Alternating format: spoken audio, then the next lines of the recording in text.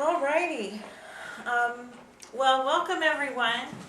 If you haven't been here before, still welcome. And if you have been here before, welcome back. I'm Danielle Garcia, and this is John Livingston. And John joins us all the way from Sedona. And I'm going to let him talk a little bit about himself, and he has business cards in the back. I'm John Livingston. Is that enough? Maybe a little. Thank you very much.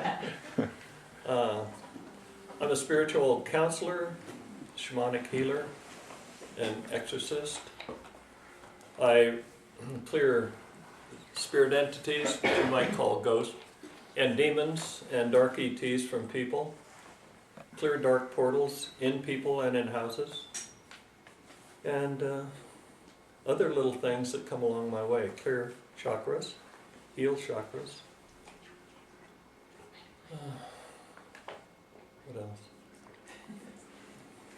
else? Balance juggle balls in the air, which I think all of us do. Aren't we all jugglers? Mm-hmm. Sure. And that's what I do. I have clientele all over the world that I work with by telephone.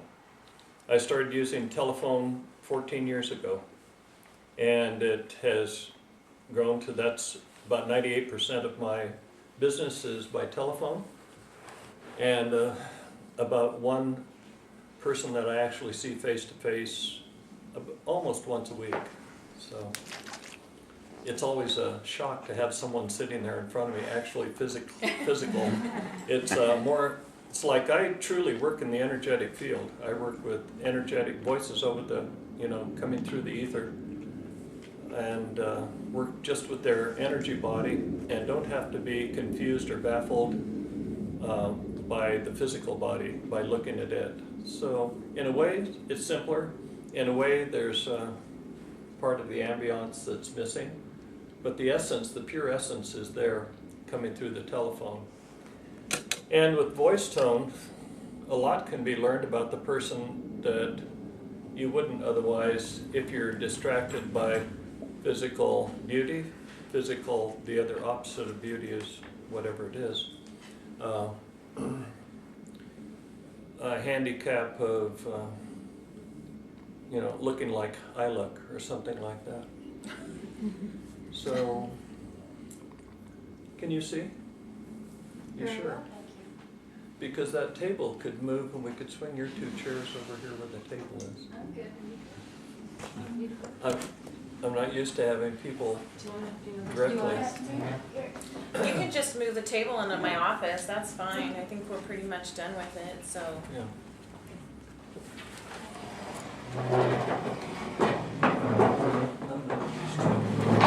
Here.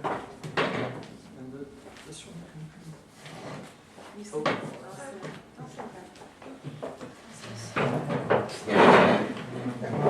Something. Does that work? There. Yeah. Is that better? So there have been a lot of things happening, and happening now, and happening in the near future.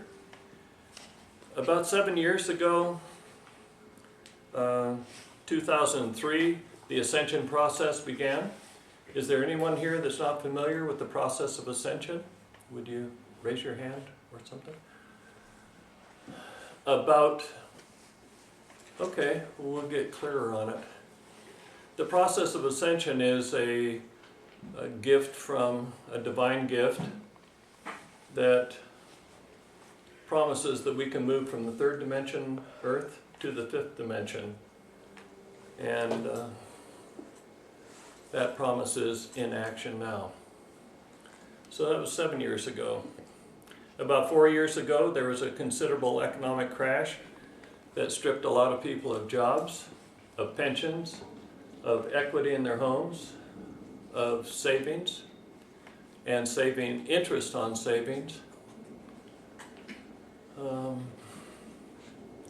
About sometime in there, or sometime around now, the new age of Aquarius came in, or is still coming in, or is about to come in, or did come in, or depending on who you talk to.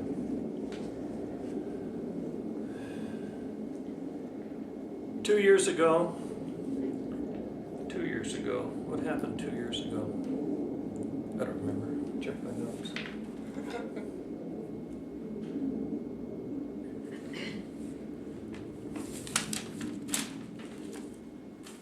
Oh yeah. Yeah, that's why I couldn't remember. A new president promised us a lot of changes.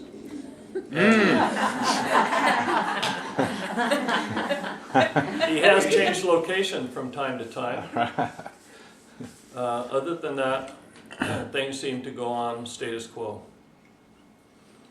I am not a political person. I've just noticed that, and I found it curious that one would promise as their pulpit change, and then after that person's elected, then it seems to disappear. It's a very interesting process. It's almost like a magician, smoke and mirrors.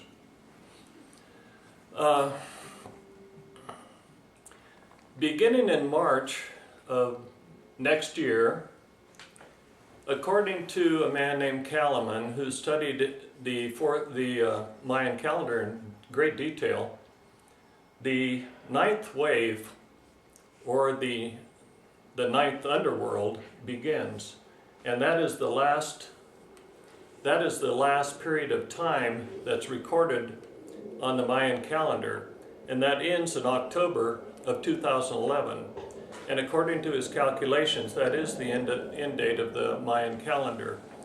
October something, it was 28th, and then he recalculated, so it's a little bit earlier than that. That is the adding up all of the dates that are on the Mayan calendar, and it comes out to be the end. The end is in October of 2011. What happens starting March, according to the this new underworld, is that time is increased, if time actually exists, but what is increased is the energy, the incoming energy is increased by 20 times, or time increases 20 times, not clock time, but the rapidity with which new things happen on Earth increases 20 times over what it's been in this age. So if you think this has been fast, wait till after March 9th of next year. It will be rough. So between October of 2011 and December 21st of 2012, what happens is a little bit confusing. There's a lot of different stories about it, so hopefully tonight we can find out a little bit more about that. So we have an ascension process, we have a calendar ending. We don't know whether that calendar applies directly to us or not. Maybe we'll find out tonight. That will be a point of some of my questions anyway. I know that all of this uncertainty has thrown many people into a state of fear and anxiety. And I'm certainly not attempting to add to it. That isn't my intent at all. And neither is it our intent, nor I know is it the intent of the Archangel Michael. And I'm not speaking for him, it's just that we've had other occasions to talk about this. I would like to read you an email that I just got November 18th from a client. I want to read you a paragraph, and I don't think this breaks confidence. I think it emphasizes the point. No matter how much I clear and protect myself, how can this continue to happen? Especially being attacked at night. She was being attacked by demons and picking up a new one about every third day. And about every second day after that, I was clearing one from her, attempting to catch up with her, keep in between her collecting them, opening doorways to them, allowing them in, my clearing them, and our emailing back and forth. Things got drug out. No matter how much I clear and protect myself, how can this be continuing to happen? I asked the four archangels to come and protect me at the four corners while I sleep, four corners of her bed, and to protect me while I dream. I do that religiously every night for years, but they still seem to get through, the demons. How is that? Are they stronger than the angels, or is it my lesson? This kind of question is somewhat common from my clients to me at this particular time, that kind. And I tell them what I know about it. I say that the archangels are not here to protect you. They are here to help you. The word got mistranslated by a lot of people attempting to help people over the past 20, 50, 100 years and help children sleep at night, saying, no, the angels will protect you. Well, that isn't their job. Your job is to learn how to protect yourself. And they will not do your job. The job that you signed on your life contract, your personal contract for being here, the things that you agreed to do, the person you agreed to be, they won't do that for you. The ascended masters nor the archangels will not do that. They won't do your job, and they won't protect you. When I was first attacked by dark ETs, just after I got to Sedona, and this one attempted to energetically tear my head off my shoulders, and I jerked back like that, and for 5 weeks these muscles were traumatized in the side of my neck. But I said, what's happening? And I went to my teacher, my spiritual teacher, who is Jesus, and I went to him and I said, what's happening? What can I do about this? And he was just standing there, and he took, in my view, my perception, he took one step back and folded his arms, and I'd never seen him do this, and he said, this is up to you. And I broke down and cried. I'd never been turned down. I've never been feeling like I was turned away, pushed away. And yet I came to realize this was my job. Somehow I had to learn how to deal with this. And I did. But the help I got was little bits and pieces from the Archangel Michael. He was not operating under the same structure that my spirit teacher was. He had a little different viewpoint on things. So, little by little, over a period of weeks, I gained information on how to remove dark extraterrestrials that were attached to people and were attempting to control their thoughts and their actions. But anyway, the responsibility and the work was left up to me. I got hints, I got tips, and it worked out.